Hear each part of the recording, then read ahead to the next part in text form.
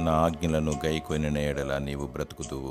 సామెతలు 4వ అధ్యాయము 4వ వచనము. భూమి మీద ఉన్న తన బిడ్డల కొరకు దేవుడు మోషే ద్వారా 10 ఆజ్ఞలను అనుగ్రహించాడు. నేను తప్ప వేరొక దేవుడు ఉండకూడదు. దేని రూపమునైనను విగ్రహమునైనను నీవు చేసుకునకూడదు.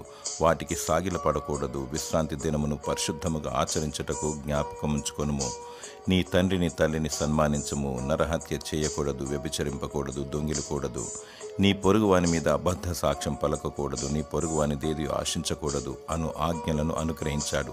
యేసు ప్రభు నిన్ను వలె నీ పొరుగువాని ప్రేమించు. నీ చేతనైనంత మట్టుకు సాటి మానవునికి సహాయము చెయ్యి. నీ శత్రువులను ప్రేమించు, క్షమించు, వారిని దీవించు అని ఆజ్ఞాపించాడు. నన్ను ప్రేమించి నా ఆజ్ఞలను గైకొని వారిని 1000 తరముల వరకు కరుణించువాడనై ఉన్నానని దేవుడు అంటున్నాడు. నీ పూర్ణ హృదయముతో, నీ పూర్ణాత్మతో దేవుని ప్రేమించు. ఆయన ఆజ్ఞలను నెరవేర్చు. నీవు నీ సంతతి నిత్యము బ్రతికెదరు.